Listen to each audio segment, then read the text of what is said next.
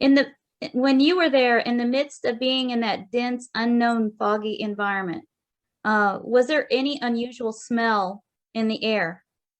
No, no. The air was clean and pure. The water where we dropped anchor, where we dropped anchor, and we weren't too far from shore either. And our ship only drew 12 feet of water, so we could get in pretty close. But the water was black, and the first thing when we started up from the ocean and into the river to Nagasaki was we were ordered to shut down the water system. In other words, you have to make your own water on a ship. Mm-hmm. You know, you have to make all the drinking water and all the water that is used by the boilers with your own devices that you have on the ship.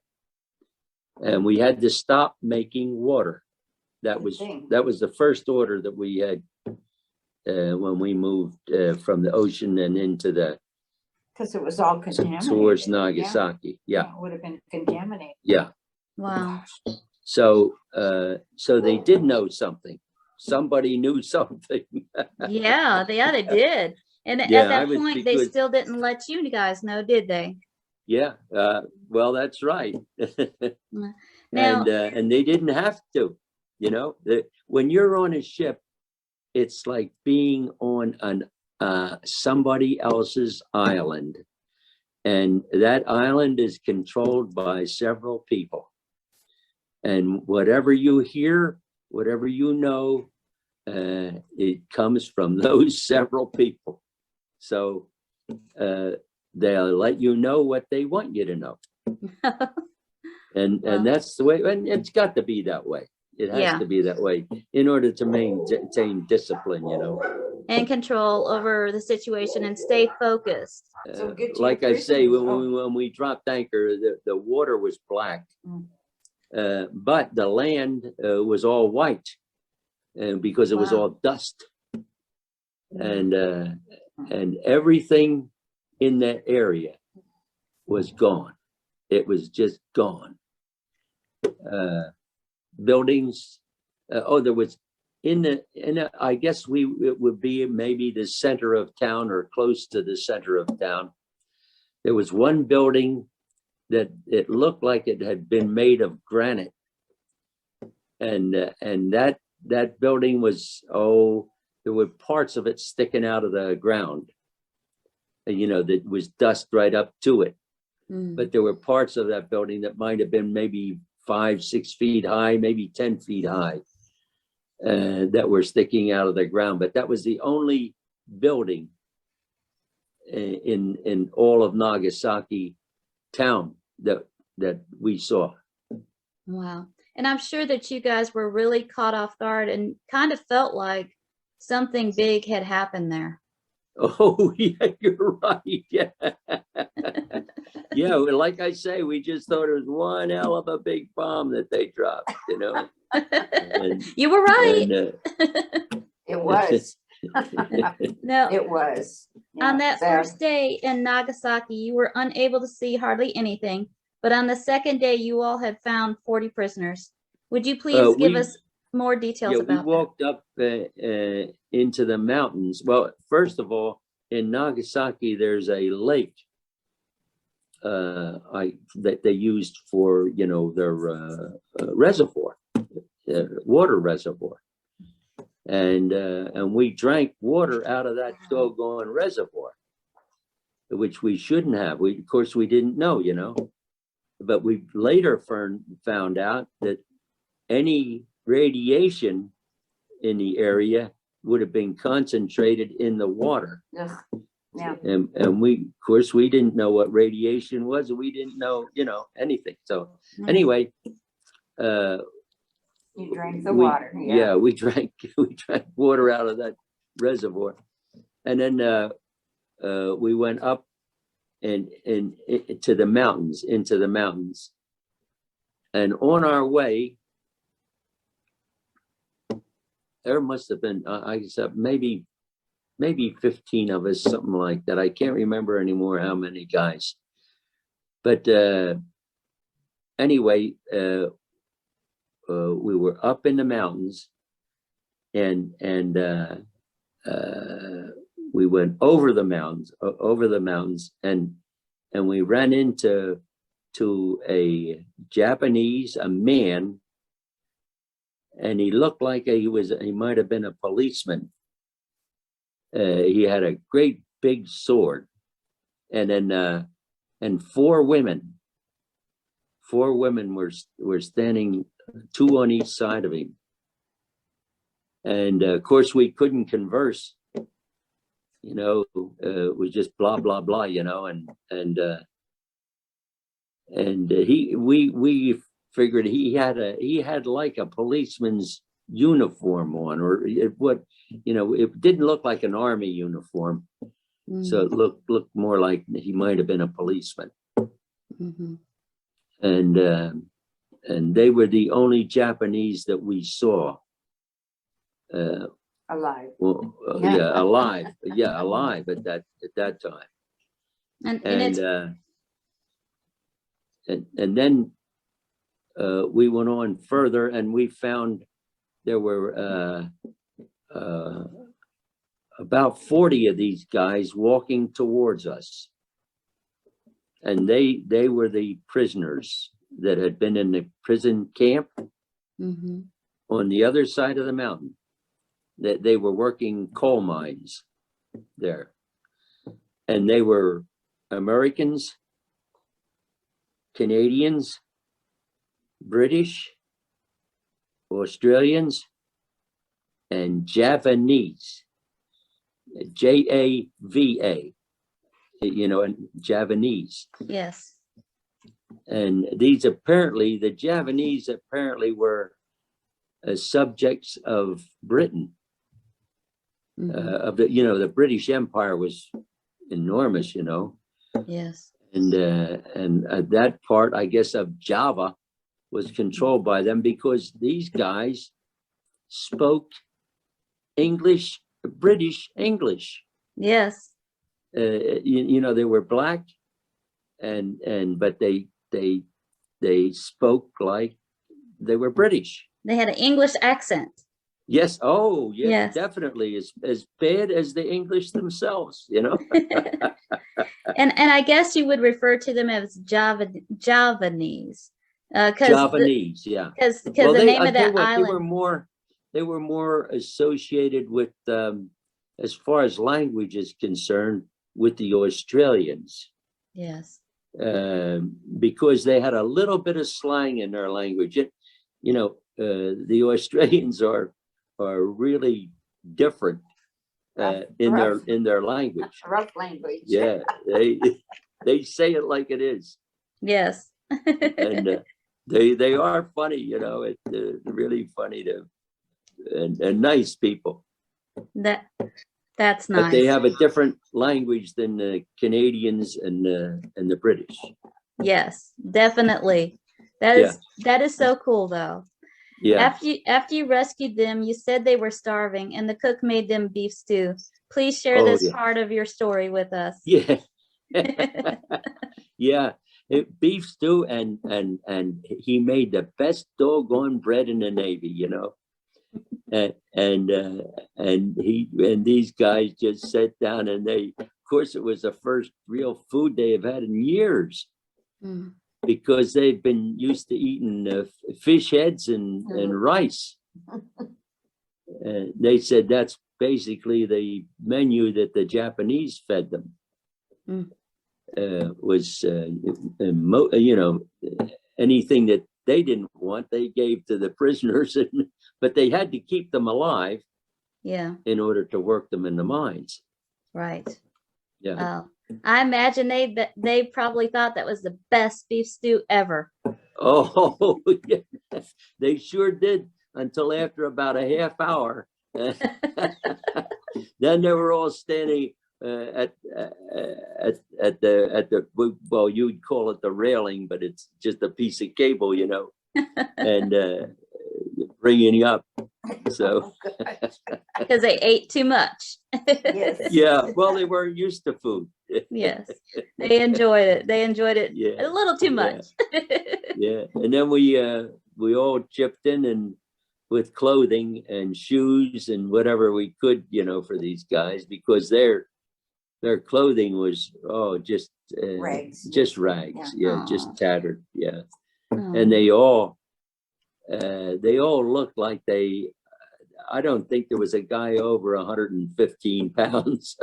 oh wow, they were thin. Yeah, they were, but the real survivors were we had, like I told you, we had American and Canadian and British, but the Australians were the tough ones. They were tougher than than all the other people in the group, That's awesome. and Now- they were more vocal too, you know, than the others. But they they seemed to survive much better than the others, you know. But the Javanese, who were black, they were mostly in bad shape, yeah. And but here again, their clothing was tattered. There's things they had on their feet were, you know, didn't even resemble shoes. Yeah. And so we all chipped in clothing and shoes and to get them, you know, half decent clothing while on our ship. That's nice. You went back again. Now, Yeah. after they had eaten and you had provided clothes for them, you had said that you dropped them off in Okinawa, and then Yeah. you all went back to get 40 more prisoners. Yeah. Please explain what happened when you went back to get them. Well, we dropped that first group off, and I'll have to tell you about that because I can still remember it in my mind. We had to transfer them to what they call an LCVP, landing craft vehicle personnel, which is a pretty large. Well, it's just an open craft that carries men and equipment. Okay, and when they were leaving the ship, when they were leaving our ship, they all said, "Hey, hip hip hooray," and they repeated that 3 or 4 times. That was a salute to us. Mm. And I can still remember that. Wow. That's In wonderful. fact, it brings tears to my eyes whenever I remember it. No, It was wow. such a touching Moment. moment in my Yeah. time. And hell, I was only a kid, you know. Wow. And still, you were, you know, in that moment in time, you mature faster.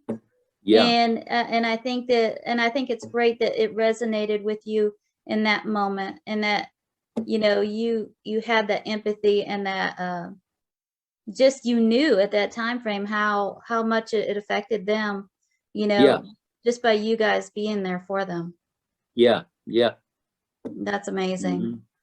Now, Yeah.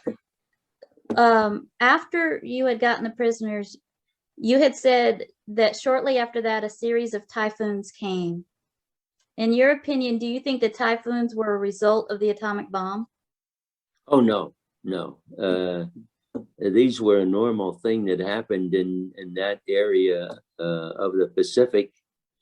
But they just they came up when the Buckner Bay was just full of invasion equipment and ships,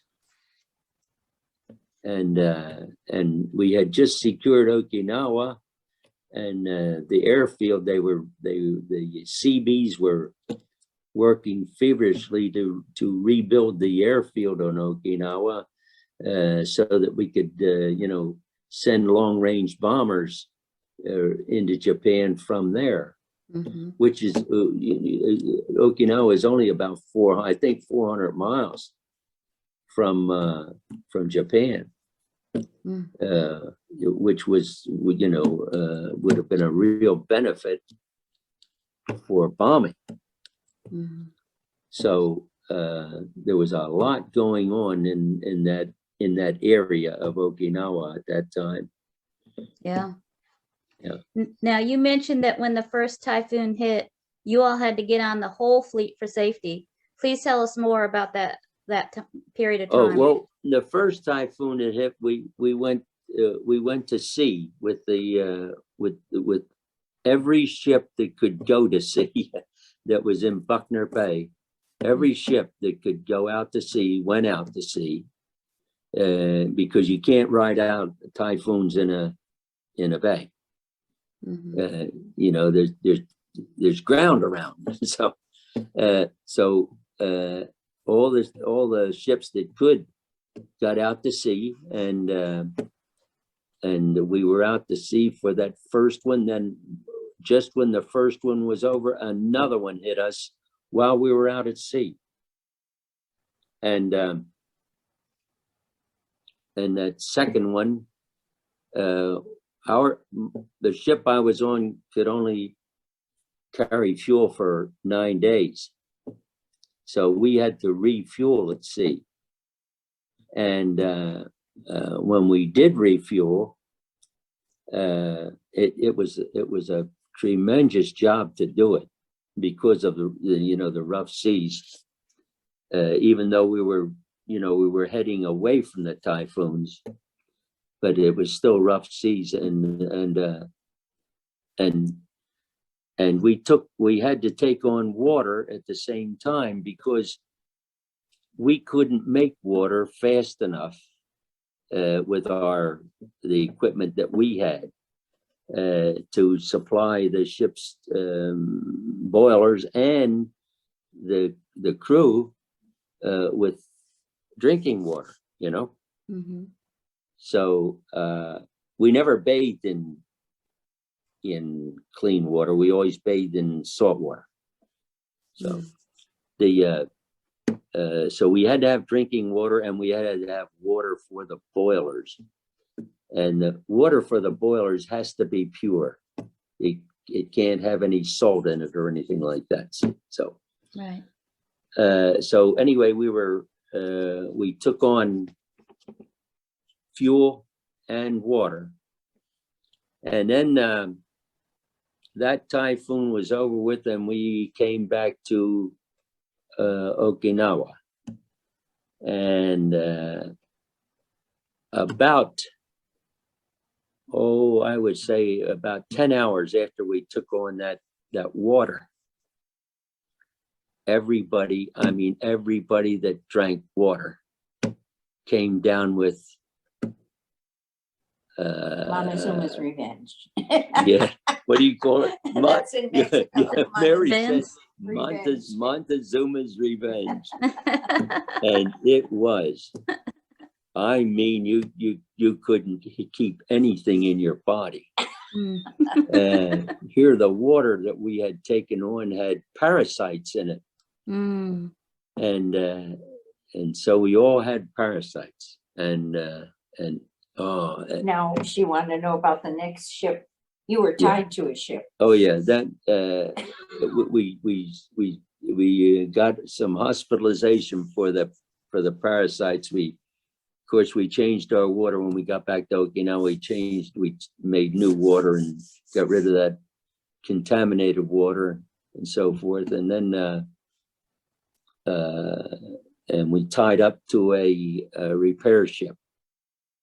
And because during the storm we had some we had some physical damage to the ship, and we had taken on a lot of salt water in our water making system, and we had to pull the tubes out of our boilers to get the tubes clean, get the salt out of the tubes, and so we could put them back in the boilers. And so we were tied up to this repair ship, and another typhoon came up, and during that time when we were tied up, there were, I think, 5 submarines come up alongside of us, and they were tied up to us. And, Wow. all these ships and were getting repairs from this repair ship. Wow. Repair ships were outfitted that they could repair anything on a ship. And of course, that meant submarines and any other kind of ship. So we were all getting some repairs done on our ships, and then this other typhoon came up, and the submarines disappeared, and the repair ship dropped our lines and said, "We've got to go." They had to go. Wow. So, but we couldn't move because we had replaced all of the tubes in the boilers, but we hadn't what we call lit them off. In other words, now we had to pump fuel by hand to get it in the boilers, and then you have to light it, and then it works up the steam, and then once you get steam, you're all right. Everything will work, but without steam, nothing works. So there we were. We had no steam, no nothing, and our anchors were out, and the repair ships were going, the submarines were going, and there we were. And when the storm hit, it was registered by our captain as 160 mile an hour. Wow. That's how heavy the winds were. Now that was the third one, right? That was the third typhoon. Yeah, that was the third one. Yeah. Wow. And here we had just almost gotten over the revenge, Montezuma's revenge. Montezuma's Montezuma's revenge. revenge. Wow. There's other words for it, but I can't. I That's- don't want to repeat that. I think that was a very nice way of putting it. Yes. That's too bad. And a few of our guys got really sick. We had them laying down on the place where we used to eat. We had them laying down on the deck in there. See, anything in that room could disappear. In other words, we could all the tables and so forth and chairs, we could just move out of the way, or just to take them out. So they were laying on the deck, and the doctor was taking care of them right there on the deck. Yeah. These are the guys that really had it bad, and because they got high fevers and so forth with it. On the boats, the boilers, you guys use the boilers to purify the water. Yeah. Is that a long process? Can you explain a little bit more about how do they do that? We have on the ship, we had 2 machines. Now I'm trying to think of what they are, but they make water, or they purify water. You take in seawater, Okay. and then you boil it, and then there's chemicals that you have to drop into this device. It has big tanks on it, and you boil the water, and then you put the chemicals into the water through.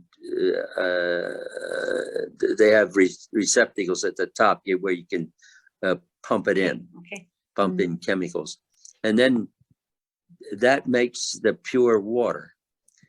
Then that water is taken into the boilers, and the boilers heat the water and boil it. High pressure steam. Yeah. You boil the water, and then it turns into steam, and then they put the steam under pressure. Neat. And then we had what they called they were like jet engines. They were steam turbines, what they called steam turbines, Mm-hmm. and they sound just like a jet engine. And the steam turbines turn the screws. And we had 2 screws on our ship.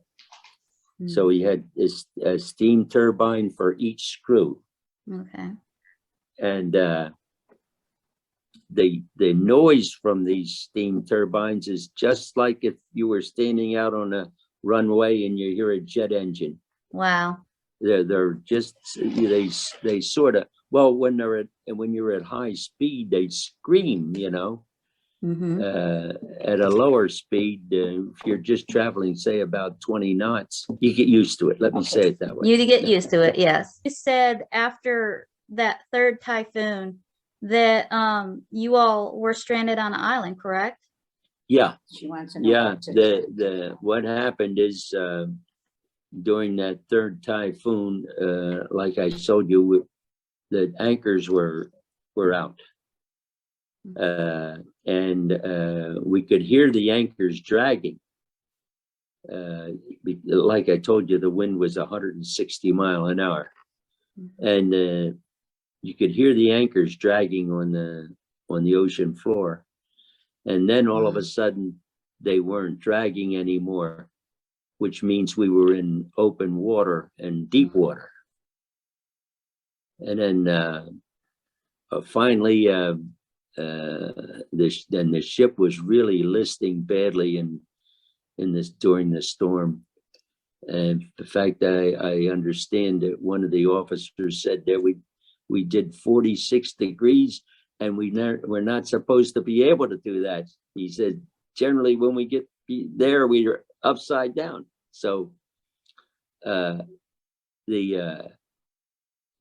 we hit a reef on the approaches to an island called Kutakashima, and it poked a big hole in the bottom of the ship, and the ship was taking on water. And then and here again, the typhoon is still blasting away, you know, and so we all went topside. And our group, there was 8 of us in our group, and we threw a line around. We had a long rope and just threw a hitch around each guy, you know, a loop around each guy. And then we went to the top side, and we were on the aft end of the ship. And then they had a 3-inch gun on the aft end. And the 3-inch gun has a guard around it that's about 3 feet high, something like that. And we got up against that guard, and then tied ourselves in there for I don't know how many hours. I just can't remember anymore. But the waves at that time were 35 feet high. Wow. And then all of a sudden, everything turned black. And here, then all of a sudden, it cleared up again. Here, there was a great big barge that had gone over the ship at that time. During invasions, they have a lot of barges. You know, they make docks out of them, you know. And it was one of those type of barges that went over the top. And then after that, we were washed up on the island. And you said that there were some other ships that were wrecked on the island, and you all even Oh, saw yeah. some dead Oh, soldiers yeah, there. there were two,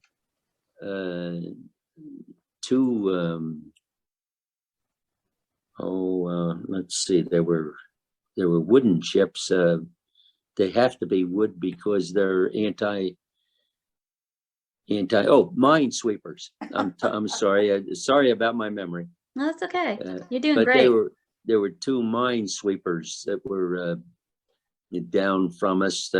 One was completely wrecked, and the other one was well, it was still in fair shape, but these were wooden ships, and so they washed up more on the island than steel ships would.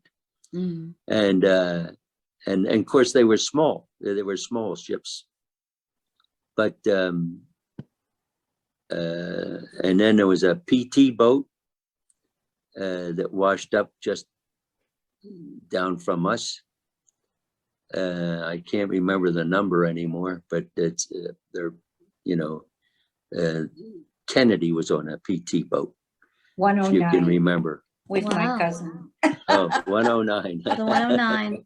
109 Wow. with my cousin. Yeah, with Mary's cousin. Oh, neat. That's Wow. what she says. That's But pretty cool. anyway, yeah, but and then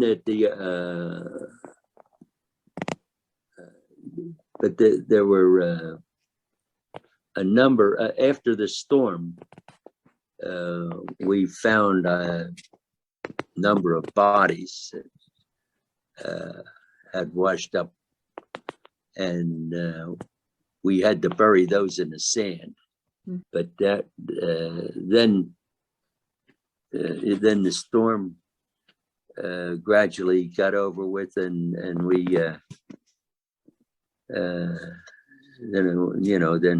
then our life on the island began. You used things. Remember, you said you used parts from the ships. Oh You yeah, got stuff yeah, to help you survive yeah, from the ships. yeah. That's a very There- important thing. Yeah, there were Yeah. items that washed up. There were a lot of ships.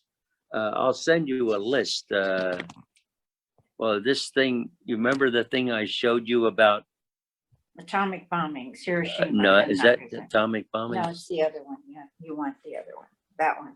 This one here. Yeah, Yeah, that's about yeah. Typhoons and hurricanes and typhoons and Okinawa. hurricanes in Okinawa. Yeah, okay. Now that item is going to give you a Oh, it's complete amazing. list of ships that were damaged or Yeah, it's amazing. destroyed during the typhoon, Yeah. that typhoon. Wow. Yeah, So yeah, there were over 200 ships that were destroyed. Wow. And you During that- had seen a good bit of that debris on the island. Oh yeah, oh, yeah, yeah. yeah. Different kinds of debris, that on the island. Yes. Now, how long were you all stranded on that island? 3 months. 3 months. Mhm. Did it seem like a very long time to you? No, because we were busy every minute. Yeah, you had to survive. You had to make You- dinner. You had to, Look for food. And- Look for food. and wood to keep the fire going, make shelters. Yeah. No. Well, we had plenty of wood because those wooden ships were they were destroyed, and it was scattered all over. So Mm. so we had plenty of wood to go by. The island didn't have any trees on it because during the pre-invasion, the bombing took care of any outer islands, to make sure that nothing was on those islands. Right. When they were going to do the invasion of Okinawa. So Right. the outer islands were Wiped out. devastated. Yeah, devastated. That's too bad. Now, were there many casualties in your unit or crew from this wreck? 5. That's all. That's not a lot. 5 of our men. Were there ever any moments that you thought you might not survive? Every moment. I guess so. Oh, every wave that went over. Because you didn't know what the heck was going to drop out of the damn wave, you know. What's going to happen next? Let me say it this way. We were concerned. Very concerned. To say the least. Yes. That's Oh funny. my gosh. Oh yeah. my gosh. What a In great fact, sense of humor. I can still remember the one guy behind me. Oh, you gotta was, tell that one, yeah. was named he's the only name I can remember. Labruto was his name. Labruto. And how I remember that name, I don't know. But he told God that he will never miss another day at mass as long as I live if you get me out of this mess.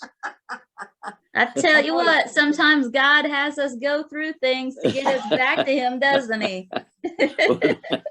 Well, that was Labruto. That's awesome. And the rest of us were cursing. And No, he was had praying. He had the right mentality. He did the right thing. Yeah. That's awesome. I bet you he didn't miss mass after that. Oh no, I bet not. He was an Italian fella. It was something. Everybody else is cursing, you know, and you know the kind of words they're saying. And not Labruto. He's praying. Isn't that amazing, the perspective that we can have? I mean, that's just awesome. We can have a bad perspective on life, or we can, like, in that moment, think that positive, and that's who that person was. That's awesome. You're right. That is awesome. What a great story to share. Now, and you can imagine some of the language that was coming out of the rest of us. Oh yes, I imagine. And he's taking us to church, and we're and they're looking at him like, you're crazy. Yeah, we needed it. He said he's never going to miss another mass as long as he lives. That is so cool. I love it. Oh my. That's why you survived. Yeah. Yes. That's wonderful. He's the only name of all of, I can remember the captain's name because it's so easy to remember. Yeah. Yes. But of all the names of all the people, Labruto, I can still remember, and why, I don't know. Just because of that story in itself, I think. So. That's awesome. Now, when you spoke about the fighting that was going on in Okinawa as you were helping prisoners to escape, you had mentioned the number of casualties that the Americans had and the Japanese. What were the number of casualties on both sides? I understand that the casualties on Okinawa, in fact, one of my neighbors in Philadelphia was killed on Okinawa. And the casualties, American casualties, were 10,000. And Japanese casualties were 100,000. Wow. Now, is that amazing? I might be off on some of that, but I believe that. No, wait a minute. That's what you would say. It might have been 20,000. Casualties, your casualties on Okinawa. I don't remember. There would, that would be in history somewhere. But that's what I understand at the time.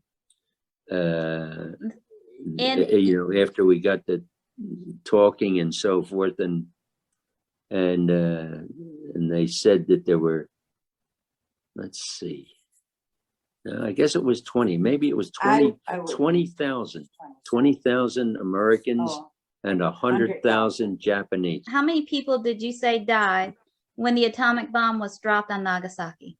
It was 81,000. That's just That'll amazing. be in this stuff that I send to you. I can't wait to see it all. If you could take some pictures, or Mary could take some pictures of some of your military pictures, I could Oh. submit them as well. And I'll print them out and then submit them. That'll be part of the collection of pictures along with these articles that he has to submit to the Library of Congress along with the video. I don't have any real pictures. What about the pictures of your ship? You have those pictures? No. I That don't- on the wall? What ship was Oh, that? that's, SS it's a Green. drawing. It's Oh, only it's a drawing. Yeah, it's that. Oh, like and this that. is a That's- drawing. Yeah, Oh, that's we have all our drawing. Yeah, I don't know. Well, you know, like I say, You had that no the cameras. first thing that they take from you before you even Yeah, can get on a ship to go overseas is your camera. is your cameras. They didn't allow anyone to have any camera. You know, Yeah, I and think I that can see probably, Officers. Oh, they could? Oh. now I think that changed because before this interview with you earlier, I was at the senior center and I was talking with a Vietnam veteran, and he took pictures of the base that he was on, took pictures of where they went into Saigon, when they went to Saigon. And Yeah. so they had different pictures. They were able to during that time. So, you know, Yeah. time changes. Oh, yeah. Now, what were your feelings about the atomic bomb being dropped in Nagasaki? Now, give her your Well, feelings, Wally. I'll tell you what, as soon as I saw it, when our ship pulled into that harbor and we could actually see where the city had been, I sat down on the deck. I wasn't on